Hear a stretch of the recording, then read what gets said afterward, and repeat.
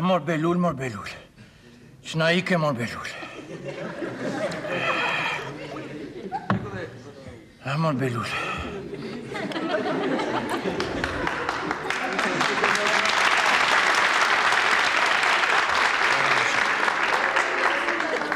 Tani, e thanë edhe shokët parafolës se Belul Gjeraqinaj që po përkujtojmë sot ka qenë një shkrimtar i shquar. Parafolësit këtu përmenden kontributin e ti, ideti që përforcoja i. Po për këto flet vepra që Beluli na ka lënë. Këtu, unë i do të përmend të pashkruarat që ta njeni mirë ju që se keni njohur në afër, si që pata unë rastin, nderin, mundësinë dhe knaqësinë. Shtu të regojnë për Belulin, mori shokë.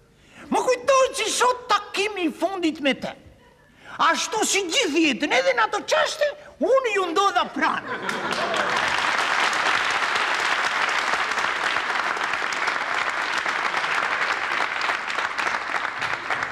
Tani, ju ndodha pranë, se pranë më desh muaj.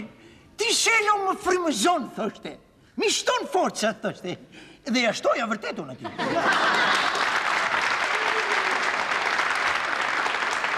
A i nuk gënjen të kur. Këtë cilësi të vyrë Beluli e kishë. Shtu të regoj tjeti për Beluli më. Më kujtojë që sot.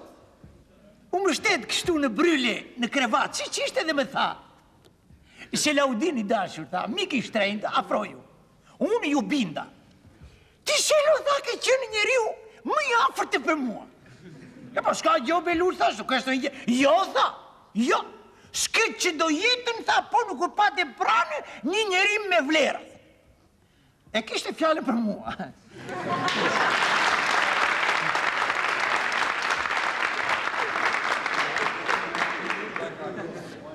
Dhe Beluli më shokën nuk gënjen të kur. Këtë cilësi të vyrë Beluli e kishë. Shtu të regoj tjetë për Beluli, me lejoni të përmendi një cilësi të veçante të Beluli. Beluli s'ishte fare zhiliqatë. Zvuonte nga zhiliaj. Që nga vajta njerë, do mba se bëra dhe gabim, gjanëm po.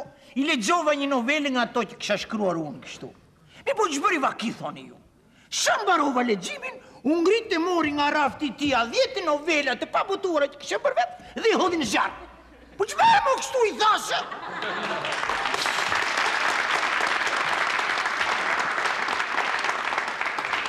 Gjepora, tha, gjepora.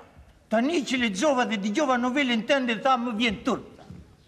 Ti, se lë, tha, je gjeni, tha.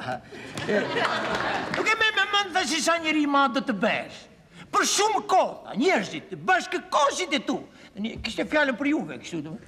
Nuk do të kuptojnë, do të ta se kanë në mes të tyre, tha, një gjeni.